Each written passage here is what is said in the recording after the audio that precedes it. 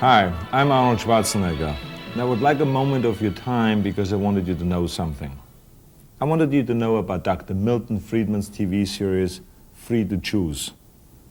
I truly believe that the series has changed my life. And when you have such a powerful experience as that, I think you shouldn't keep it to yourself, so I wanted to share it with you. Being free to choose for me means being free to make your own decisions, free to live your own life, pursue your own goals, chase your own rainbow, without the government breathing down on your neck or standing on your shoes. For me, that meant coming here to America, because I came from a socialistic country where the government controls the economy. It's a place where you can hear 18-year-old kids already talking about their pension. But me, I wanted more. I wanted to be the best. Individualism like that is incompatible with socialism. So I felt I had to come to America. I had no money in my pocket, but here I had the freedom to get it. I've been able to parlay my big muscles into big business and a big movie career. And along the way, I was able to save and invest. And I watched America change. And I noticed this, that the more the government interfered and intervened and inserted itself into the free market, the worse the country did. But when the government stepped back and let the free enterprise system do its work, then the better we did, the more robust our economy grew, the better I did, and the better my business grew, and the more I was able to hire and help others. Okay. So there I was in Palm Springs, waiting for Maria to get ready so we could go out for a game of mixed doubles. So I started zipping through the television dial, and I caught a glimpse of Nobel Prize winner economist Dr. Milton Friedman. I recognized him from the studying of my own degree in economics and business, but I didn't know I was watching Free to Choose. It knocked me out. Dr. Friedman expressed, validated, and explained everything I ever thought or experienced or observed about the way the economy works. And I guess I was really ready to hear it. He said, the economic race should not be arranged so that everyone ends at the finish line at the same time, but so that everyone starts at the starting line at the same time.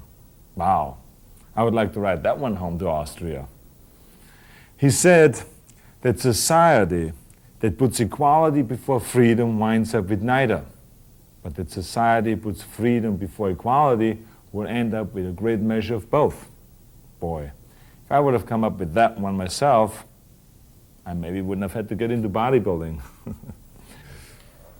When I did beef up my bodybuilding in business school, of course I studied what Thomas Jefferson believed and what Adam Smith thought and even what Milton Friedman had to say. But with Free to Choose, it all came together. Their economic thought with my own personal experience. In a way, I felt I'd come home. I sought out Dr. Friedman and had the great pleasure and privilege of meeting him and his economist wife, Rose. And we've all become friends, and now I call him Milton. And that became a big pain in the neck about Free to Choose. All my friends and acquaintances got the tapes and the books for Christmas after Christmas, all the way through the Reagan years when I was able to tell them all, you see, Milton is right. And I think it's crucial that we all keep moving in the same direction, away from socialism and towards greater freedom and opportunity.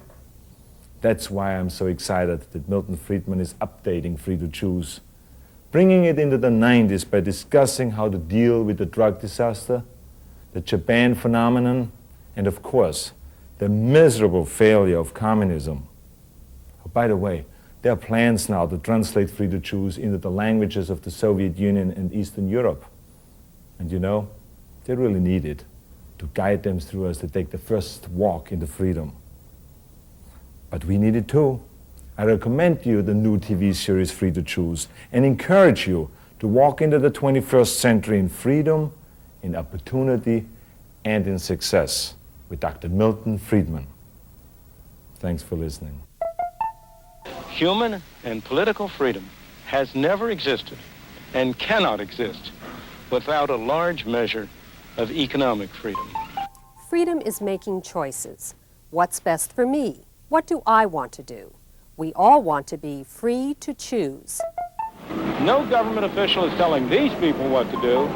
Parental control, parents choosing the teacher, parents monitoring the schooling. Free to live your own life, pursue your own goals, chase your own rainbow, without the government breathing down on your neck or standing on your shoes. Most of us would choose prosperity if we could, but what's the best road to that goal? Free trade set off a process that revolutionized Japan and the lives of its people. The Pilgrims tried a form of socialism over 300 years ago. Unfortunately for their fair-minded plans, they prospered only after they were allowed to keep for themselves all the food they grew. Who says economic institutions don't matter? We may dream of a perfect world, but we all know that's not possible. Hong Kong is very far from utopia. Life is unfair. There's nothing fair about one man being born blind and another man being born with sight. I do not know any exception to the proposition that if you compare like with like, the freer the system, the better off the ordinary poor people have been. Dr. Friedman has spent a lifetime studying freedom and prosperity. To him, the lessons of history are clear. People are better off making their own choices, better off not relying on government. Free to choose is a survival kit for you and for liberty. It's a gorgeous morning around the New York metropolitan area. Skies are sunny now. A little bit of cloudiness over the eastern end of Long Island, a patchy fog out there. Boy, we've got some lovely weather to talk about, and I think I promised you this back at the beginning of the week. Once, all this was a swamp, covered with forests. And that's what essentially... The Canarsie Indians who lived here traded the 22 square miles of soggy Manhattan Island to the Dutch for $24 worth of cloth and trinkets. The newcomers founded a city, New Amsterdam, at the edge of an empty continent. In the years that followed, it proved a magnet for millions of people from across the Atlantic, people who were driven by fear and poverty, who were attracted by the promise of freedom and plenty. They fanned out over the continent and built a new nation with their sweat, their enterprise, and their vision of a better future. For the first time in their lives, many were truly free to pursue their own objectives.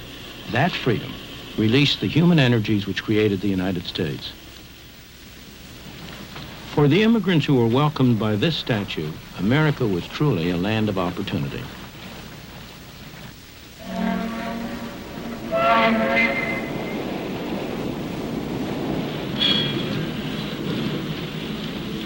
They poured ashore in their best clothes, eager and expectant, carrying what little they owned. They were poor, but they all had a great deal of hope.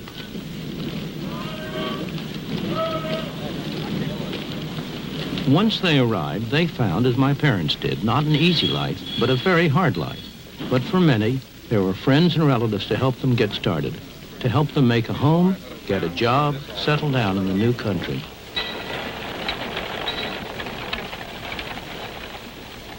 There were many rewards for hard work, enterprise, and ability.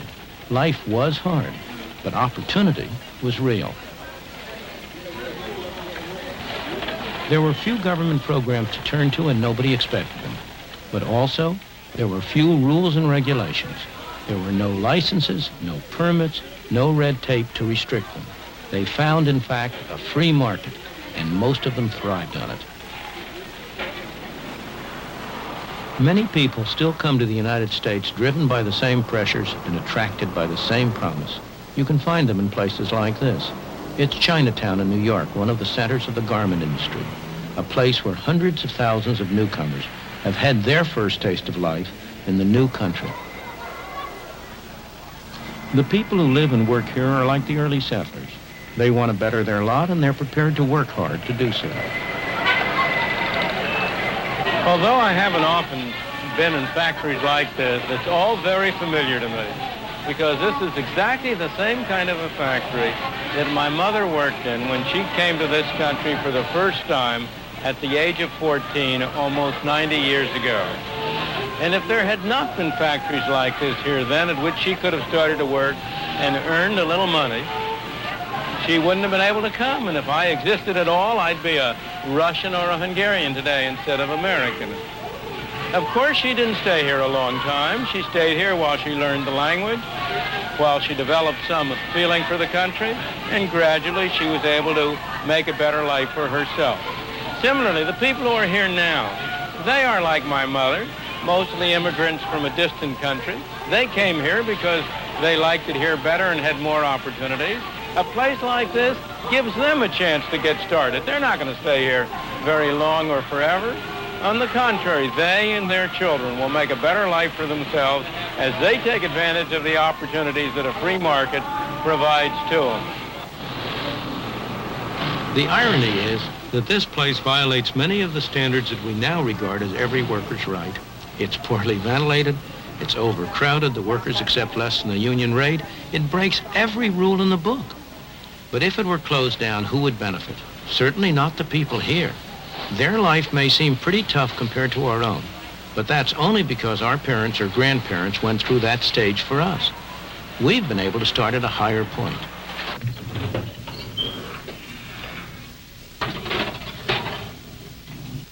Frank Vasali's father was 12 years old when he arrived all alone in the United States. He'd come from Sicily. That was 53 years ago. Frank is a successful dentist with a wife and family. They live in Lexington, Massachusetts.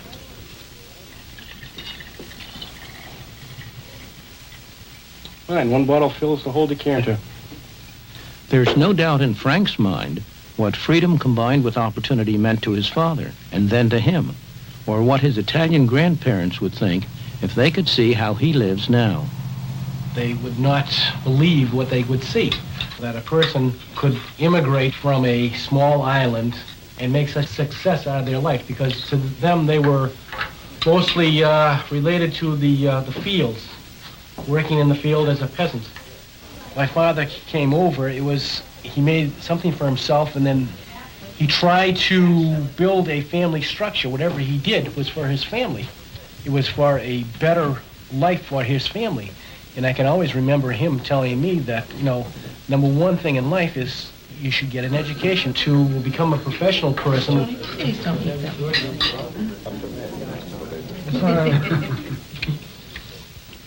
The Vasali family, like all of us who live in the United States today, owe much to the climate of freedom we inherited from the founders of our country, a climate that gave full scope to the poor from other lands who came here and were able to make better lives for themselves and their children. You girls gonna have this? Yeah. You, Chris? I know you don't want the whipped cream. But in the past 50 years, we've been squandering that inheritance by allowing government to control more and more of our lives instead of relying on ourselves. We need to rediscover the old truths that the immigrants knew in their bones, what economic freedom is and the role it plays in preserving personal freedom.